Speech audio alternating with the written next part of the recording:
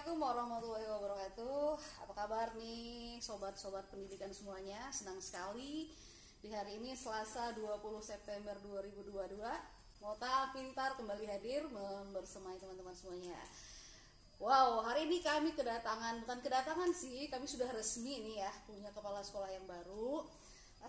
Beliau sudah ada bersama saya di studio Motar. Kita akan bincang-bincang dengan beliau. Kami pengen tahu nih, dan juga sobat-sobat pendidikan semuanya pasti mau tahu apa saja program-program kepala sekolah SMP Negeri 11. Oke, langsung aja saya ingin kenalkan dulu. Bisa memperkenalkan diri langsung. Assalamualaikum warahmatullahi wabarakatuh. Selamat pagi, salam sejahtera untuk kita semua. Nama saya Januardi Chan. Kebetulan sudah diberi amanah, alhamdulillah, sertijabnya hari kemarin. Mendapat amanah di SMP 11 Batanghari ini. Oke, jadi ini hari pertama bertugas ya, Pak ya. Oke. Gini, jadi kami pastilah ya mendukung siapa saja pimpinan sekolah yang diamanahkan ke sini gitu ya. Nah, di awalnya kami pengen tahu dulu nih, saya mewakili teman-teman yang lain tuh ingin tahu nih bagaimana sih perasaan Bapak ketika tahu bahwa ternyata Bapak tuh ditempatkan di sekolah yang kecil di SMP Negeri 11 Batanghari, siswanya sedikit, terus yang banyak rumputnya gitu ya, karena memang sekolah kita luas, Pak. Nah, itu gimana perasaannya? Apakah sedih, ingin nangis guling-guling, atau senang gitu, gimana? Silakan.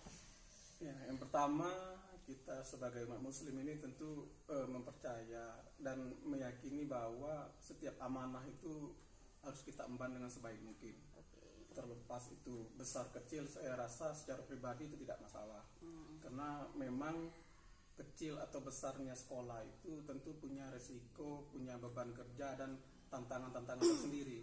Bagi saya pribadi tentu ini merupakan seni dalam menerima tantangan ke depan. Bagaimana nanti saya bekerjasama dengan kawan-kawan guru di sekolah ini dan semua keluarga besar SMP Negeri 11 Batanghari ini untuk ke depan bagaimana SMP ini bisa menjadi SMP yang memang dipilih atau difavoritkan oleh lingkungan, minimal ya lingkungan sekolah kita ini.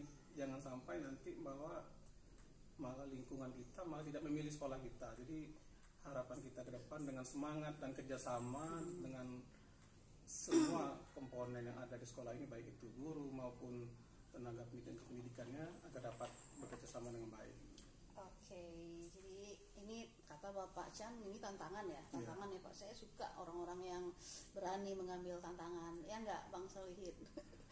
Oke, jadi memang kita sekolah kecil, kita berada di desa desa keluarga berencana gitu Pak. Jadi emang anak-anak usia sekolahnya sedikit, terbatas, dan kita dikelilingi oleh sekolah-sekolah yang lain, ada sekolah-sekolah yang lain yang jumlahnya cukup banyak, sehingga memang kita sedikit gitu kebagian siswa, karena yang usia SMP itu memang sedikit gitu, tidak banyak. Tapi tidak masalah, karena selama ini kita berjalan dengan siswa yang sedikit tapi tetap semangat, dan kita tetap bisa berada di permukaan kok. Bapak kalau buka Google, klik SMP 11 banyak kok di Google. Oke. Saya mau nanya lagi, masih boleh Pak? Masih. Oke. Nah, apa nih target Bapak ke depan? Mau dibawa kemana sekolah ini gitu? Apakah mau dibawa ke Sungai Batanghari atau mau dibawa kemana? Oke, gimana tuh Pak? Kan kami pengen tahu juga ya. Insya Allah dengan niat baik kita ucapkan Bismillahirrahmanirrahim. Mudah-mudahan ke depan harapan saya tentu dengan prestasi-prestasi yang pernah diraih oleh SMP 11, minimal kita untuk tahap awal mempertahankan hal-hal tersebut. Kemudian juga untuk kedepannya juga kita harapkan dari prestasi yang sudah kita dapat, kita bisa meningkatkan hal-hal tersebut. Baik itu dalam hal, ya kita pernah mendapat informasi juga bahwa sekolah ini sudah pernah mendapat adiwiyata tingkat provinsi.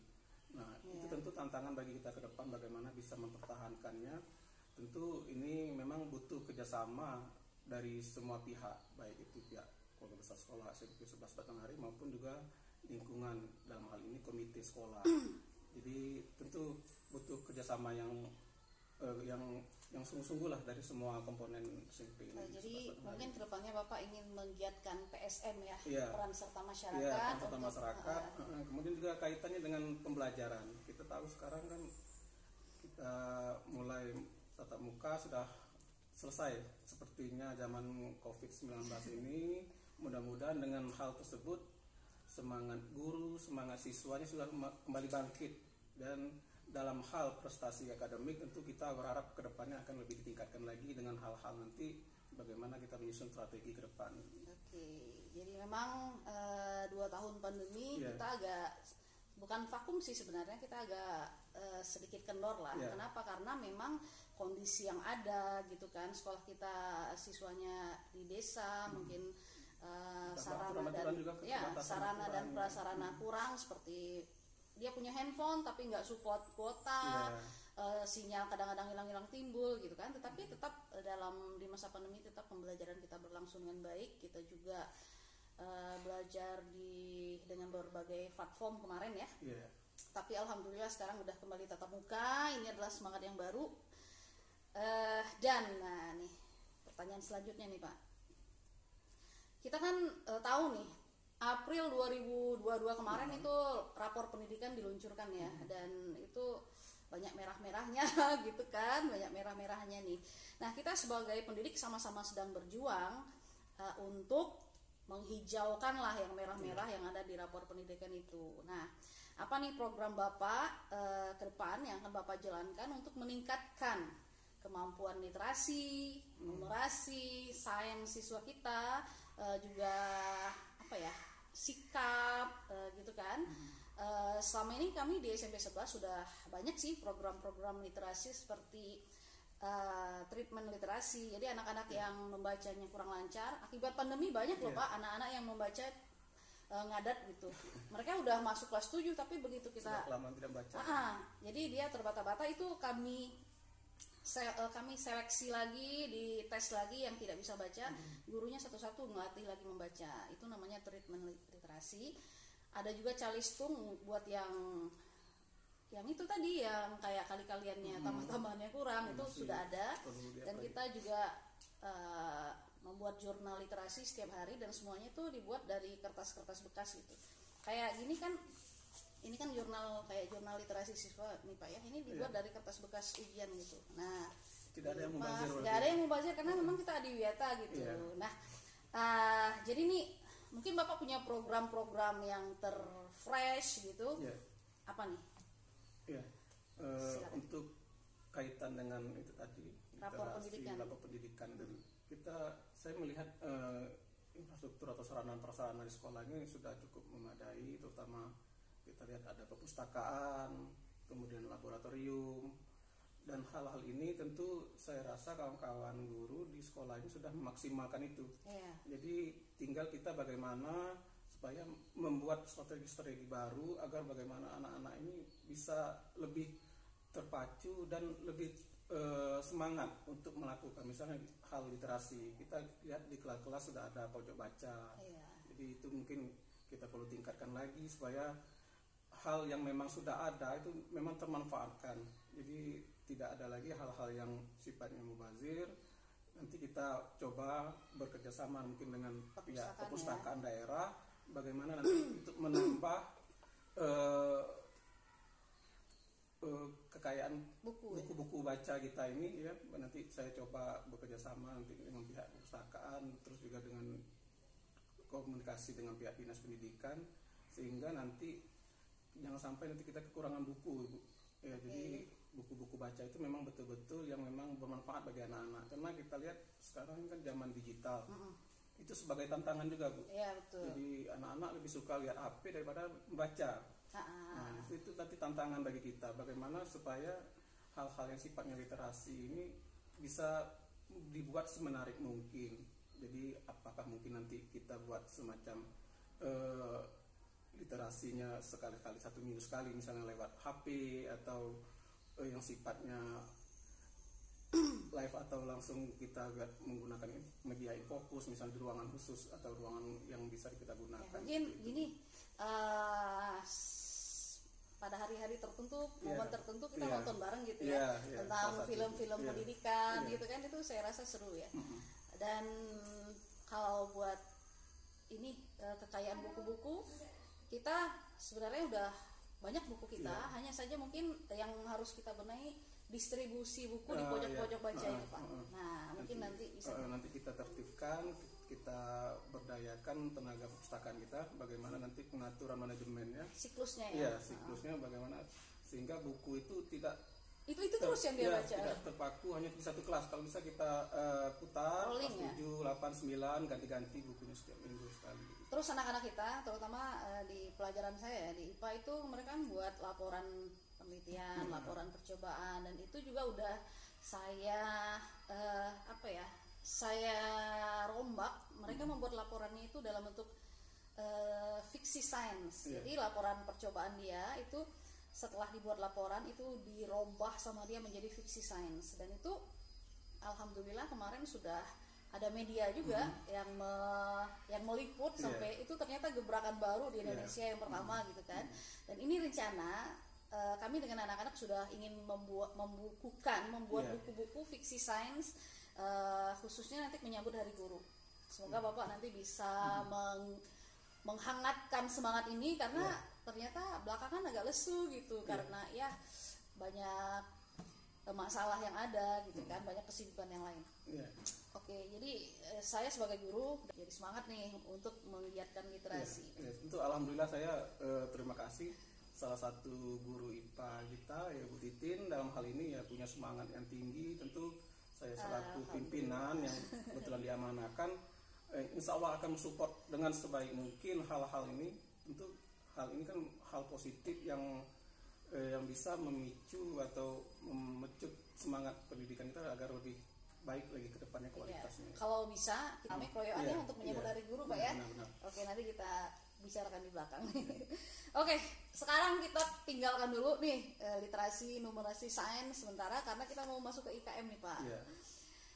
Berbicara tentang kurikulum merdeka, menurut Bapak gimana sih kurikulum merdeka itu? Dan sebenarnya kami sudah ada melakukan kayak IHT gitu kan, sudah ada lah sampai teman-teman mempelajari CP, TP, ATP sampai ke modul ajar. Hanya saja baru satu kali IHT-nya dan itu juga belum mendalam. Kebetulan kemarin saya juga yang menyampaikan, berbagi dengan teman-teman. Nah kedepannya gimana nih Pak? Karena kurikulum merdeka hal yang baru, ternyata juga di PMM nih teman-teman sudah mulai mengerjakan topik-topik pelatihan mandiri di PMM. Hanya saja memang belum selesai ya. Itu ada beberapa topik, ada 35 modul kalau nggak salah, mungkin belum semua. Nah, gimana program Bapak untuk untuk implementasi kurikulum merdeka di SMP 11? Silakan. Yang pertama kita tahu bahwa kurikulum merdeka ini kan suatu hal yang baru dan berlaku di ajaran 2022-2023 ini. Dan kebetulan di sekolah kita juga baru dimulai untuk kelas 7 Iya, ya. Jadi kita sadari dan maklum juga bahwa sesuatu yang baru itu memang butuh proses dan kerja keras kita bersama. Sehingga nanti harapan saya tentu dengan program yang kita lakukan itu untuk menunjang kurikulum merdeka ini, ya salah satunya tadi Ibu bilang tadi sudah pernah melakukan sekali IHT, ya mungkin nanti kita tingkatkan lagi. Kalau memang perlu untuk kelanjutannya kita buat lagi satu kali lagi atau 2 kali lagi, sehingga kawan-kawan guru ini memang satu pemahaman. Jangan sampai nanti berpikir bahwa ini kurikulum merdeka hanya untuk kelas 7, jadi kelas 8, kelas 9 nggak perlu. Padahal nanti kan akan berlanjut terus. Ya, kelas 7 akan naik kelas 8, semua guru akan terlibat pada akhirnya. Sehingga kita harus sama-sama menyatukan persepsi dulu lah, bahwa kurikulum merdeka ini sesuatu yang perlu kita pelajari bersama dan memang penting, karena itu memang secara sadar atau tidak sadar, mau atau tidak mau, suka atau tidak suka, memang harus kita jalankan dengan sebaik mungkin, karena itu memang merupakan tanggung jawab kita sebagai guru. Sehingga nanti kurikulum merdeka ini memang implementasinya bisa berdampak pada anak-anak, karena memang kurikulum merdeka ini harapannya ke depan anak-anak ini kan bisa pertama dalam hal karakter Pancasilanya harus lebih ditingkatkan. Kemudian juga kemampuan guru dalam hal proses belajar mengajar. Mungkin kawan-kawan anak-anak sekarang kan lebih suka itu Bu, praktek. Kemudian juga penggunaan media-media pembelajaran. Jadi hal-hal seperti itu bagaimana supaya proses belajar mengajar itu dibuat semenarik mungkin. Itu butuh inovasi, kreativitas guru. Seperti yang Ibu Titin katakan tadi, membuat mendesain pembelajaran yang inovatif ya. Inovatif. Salah satunya tadi yang membuat laporan percobaan, kemudian dirombak menjadi fiksi sains. Iya, fiksi sains. Itu sebenarnya udah kurikulum merdeka banget loh Pak. Kenapa? Karena udah ada kolaborasi IPA dengan bahasa Indonesia kan. Jadi ada 2 bidang studi yang terlibat langsung, sehingga nanti anak-anak mungkin bisa, kita nggak perlu terlalu kaku ketika jadwal pelajaran IPA biologi beda. Bisa nanti kalau seandainya nanti dalam satu hari itu bahasa dan IPA berdekatan jam pelajaran, mungkin bisa kita kolaborasi kan Bu. Kan tidak menutup kemungkinan seperti itu. Jadi hal-hal yang sifatnya teknis atau praktek nanti bisa kita inovasikan bagaimana supaya sebenarnya mungkin dibuat. Oke, dan ini tuh memang yang dibutuhkan anak-anak sekarang ya Pak, karena anak-anak zaman digital sekarang nggak bisa kita ajarkan dengan cara kuno kan. Kita harus ikut ke dunia mereka, satu frekuensi dengan mereka agar mereka semangat untuk belajar dan agar apa-apa yang mereka terima itu sesuai dengan zamannya gitu kan, fresh. Anggatin terus kita saya lahiran 70-an Pak. Kita tidak bisa lagi belajar dengan zamannya kita gitu kan. Oke, ini semangat nih. Apalagi Pak kita mau bicarakan. Nah, ini berbicara tentang project pengembangan profil pelajar Pancasila. Jadi di sekolah kita ini kan Pak, kita udah desain jadwalnya untuk Oktober itu fokus ke P5. Oktober fokus ke P5, dan itu sedang kebetulan yang kemarin koordinatornya Ibu Tilawati. Bu Tilawati kita bicarakan kembali bagaimana, tetapi kita sudah menjalankan beberapa topik lah, seperti kayak suara demokrasi gitu kan. Nanti yang lainnya akan kita inikan lagi ya Pak ya. Oke. Dan katanya kita mau ada LT1 gimana nih? Ini salah satu penerapan juga kita melakukan kegiatan LT1 untuk kegiatan pramuka yang insya Allah akan dilaksanakan hari Jumat ya Pak Bang Solihin. Dimulai hari Jumat, insya Allah nanti diikuti oleh semua siswa, dan harapan kita nanti memang kegiatan ini memberi manfaat bagi siswa, terutama untuk meningkatkan kedisiplinan, kemandirian, dan terutama kita memahami bahwa dalam pramuka itu ada dasar dharma, trisatya. Jadi anak-anak bisa menjiwai lah apa kandungan nilai-nilai yang ada dalam dasar dharma dan trisatya. Dan ini sangat berkaitan erat dengan profil pelajar Pancasila ya Pak ya. Oke, luar biasa sekali bincang-bincang kita sesi pertama di hari pertama Bapak bertugas sebagai kepala sekolah di SMP 11. Kedepannya mungkin kita bisa rutin dengan teman-teman berdiskusi gitu kan Pak ya. Terima kasih, dan ini merupakan semangat yang baru juga. Pokoknya kita semangat semua ya Bang Solihin ya. Harus semangat, apalagi jiwa-jiwa muda harus semangat ya. Iya betul. Baik, teman-teman pendidikan semuanya, itulah tadi bincang-bincang kita dengan Kepala Sekolah SMP Negeri 11 Batanghari, Bapak Januardi Chan. Tentu besar harapan kami agar Bapak bisa membawa SMP 11 ini maju. Amin. Dan insya Allah kami akan support dan dukung dengan sekuat tenaga. Semangat. Salam ngotar warahmatullahi wabarakatuh.